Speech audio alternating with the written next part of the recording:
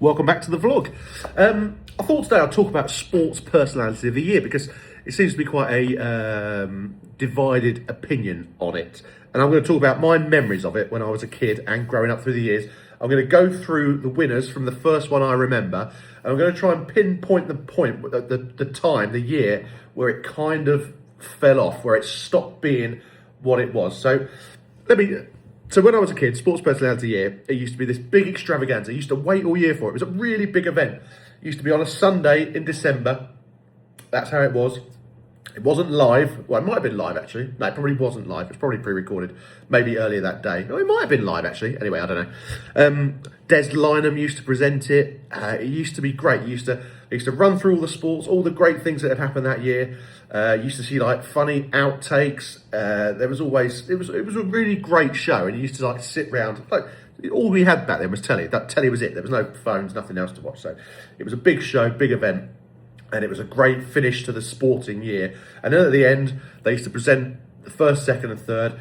And it was voted for, not by the public, just by, I don't know, voted for it, probably by journalists maybe. So I was just looking at the list. So the first one I probably remember is probably 1989. Now, the winner in 1989 was Nick Faldo, golfer. I assume that must have been the year he won the Masters. So he might have won the Open as well that year. So a fantastic choice, absolute nailed-on winner, and like, you know, a worthy winner, and everyone was happy. 1990, Paul Gascoigne. Now, this is what I'll come to this later. So, like, a lot of people started getting upset about the name Sports Personality of the Year. I remember when like Andy Murray won it, they were like, he hasn't got a personality. Why is he winning it? But I don't know where. I suspect when it first came about, it was about a sports personality maybe being bigger than their sport as well. But at this point, it was purely about sports. I think you've got to kind of like take personality totally out of the equation. Just forget that's even in the title. In fact, I don't even know why they call it that anymore. They should probably call it Sports Person of the Year. So anyway, 1990, Paul Gascoigne, Italian 90 World Cup. We got to the semi-final. He got booked, couldn't play in the final if we got through. We didn't in the end, but he was huge in that World Cup, and I suppose, yeah, probably a worthy winner. 1991, Liz McColgan. Now, she was a runner. 1991, I imagine she must have won the World Championships or something at that. So, yeah, I mean, a great person to win. Like, you know, a smaller sport, because the runner-up was Will Carlin, the England rugby captain, and then so I assume he must have done the Grand Slam that year. And Gary Lineker was third. Not sure why Gary Lineker was third in 1991. Don't know what he would have done, but maybe he scored a load of goals in the first division. So that was 1991, Liz McColgan. 1992, Nigel Mansell. He must have won the Formula One World Championship. Now, in this day and age, if someone from Great Britain won the Formula One Championship, they were pretty much nailed on for Sports Personality of the Year. So Nigel Mansell, yeah, absolute fantastic winner. This is interesting. 1993, Linford Christie. I'm not sure why he won it in 93. He won his Olympic gold in Barcelona in 92. In fact, look, he came second in 1992. So Linford Christie, 1993, maybe he won that because he should have won it in 1992. Or maybe there was a World Championships or something in 1993. Anyway, 1994, Damon Hill, another Formula One world champion. So absolutely, he's won the World Championship. Get him in there. 1995, Jonathan Edwards, long jumper. No, triple jumper, what am I talking about? That must have been the year where he broke the triple jump record loads of times. So, yeah, a good winner there. Interestingly, Frank Bruno was second. So that must have been the year Frank Bruno won his World Championship. So I'm amazed. If that year was voted by the public, Bruno would have been an absolute shoo-in. But he didn't. 1996, Damon Hill again. I thought Damon Hill only won the World Championship once. Maybe he won it twice. If he did, that is why he's won that. Steve Redgrave second. Steve Redgrave must have won his fourth Olympic gold medal that year. So I'm surprised he didn't win that. In fact, that's amazing he didn't win that. Again, if that was voted for by the public, Redgrave, absolute shoo-in. 1997, Greg Rosetsky. He got to the final of the US Open. So I think that's fair enough. Him winning that, because that was a big achievement. Tim Henman was second, so big tennis year. Obviously not a lot going on there. 1998, Michael Owen. That will just be based on him scoring goals in the World Cup in France. Yeah, I mean, I'm not sure why he's won that really. I can't believe they couldn't find anyone better. 1999, Lennox Lewis, boxer. That must have been when he became undisputed heavyweight champion of the world. Amazing achievement. So absolutely, I think that's the right decision there. 2000, here we go, Steve Redgrave. So that's when he won his 5th gold medal in Sydney. So yeah, 100% that's the right decision. Denise Lewis came 2nd that year. She won heptathlon gold in Sydney as well. And then Tanni Grey-Thompson 3rd. So that would have been for the Paralympics, because she won gold, so many golds in that Paralympics. So good choice. 2001, David Beckham. This is potentially the first weird one. 2000, why has Beckham won it in 2001? And Michael Owen 3rd. I don't know why. I cannot even think why David Beckham's won that in 2001. Makes no sense to me. That is just a popularity vote, I think. But I'm sure at this point it's not voted for by the public. Maybe it is. Maybe you can correct me if I'm wrong. 2002, Paula Radcliffe. Yeah, she must... she was like on top of the world, winning all kinds of stuff at that time. So that makes sense. David Beckham's 2nd again. I'm not sure why. 2003, Johnny Wilkinson. That would have been for the World Cup, when England won the World Cup. Martin Johnson 2nd.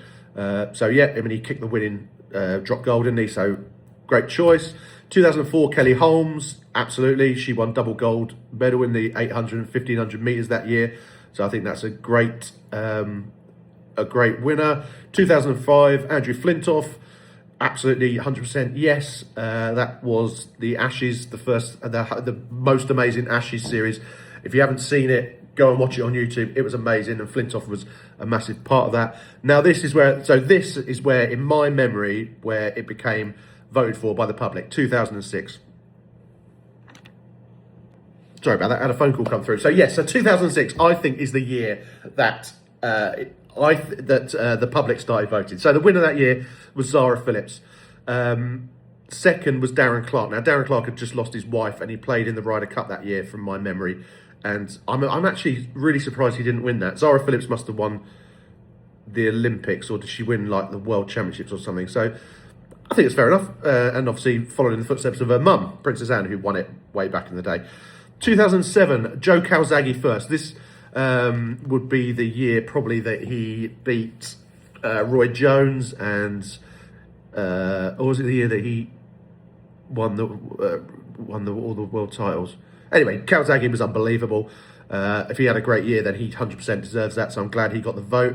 2008, Sir Chris Hoy, fantastic. So that would have been an Olympic year. So he probably won a load of gold medals. Probably won all of the when he broke the record for the most gold medals. Maybe I think he had it at that point. So yeah, fantastic for him. This is a weird one. 2009, Ryan Giggs. Jenson Button came 2nd. So I think that was the year that Button won the Formula One World Championship. How he's not won that, I don't know. I don't know what Giggs has done to win that in 2009, apart from having an amazing career, which obviously is great, but I'm not sure how he's won that over Jenson Button. 2010, Tony McCoy, fantastic. That must have been the year he finally won the Grand National, so that is great, exactly what you want to see. 2011, Mark Cavendish. Probably the year where he just won loads of stages on the Tour de France. He's won a load more now. But yeah, a worthy winner, and another cycling one. This is when cycling was like really absolutely flying, because the year after, 2012, which was obviously Olympic year, Bradley Wiggins won. So I think that must have been the year that Bradley Wiggins won the Tour de France. And obviously it was the London Olympics as well. 2013, Andy Murray, absolutely fantastic. What a legend. In my opinion, the greatest British sportsman of all time. That must have been the year his first Wimbledon, probably. Or was that the year he won the US Open? Either way, he's won one of the big four at that point. 2014, Lewis Hamilton finally wins it after coming 2nd loads of times. Well deserved. I mean, he really struggled when the vote went public, because I just don't think he really kind of, certain people don't particularly like him, but well deserved. Then we got a double for Andy Murray, 2015, 2016. Murray again. That will be another Wimbledon, and also when he won the Davis Cup for Great Britain as well. Again, massively deserved in my opinion. I'm a huge Andy Murray fan, and I just think I think he's amazing. 2017, Mo Farah. That's a weird year for him to win it, but obviously well deserved. I haven't really got much more to say about Mo Farah, really. I've got my own opinions on Mo Farah, but I won't talk about those. Geraint Thomas in 2018, another one for cycling. That was the year he won the Tour de France, so that's fantastic. 2019, Ben Stokes.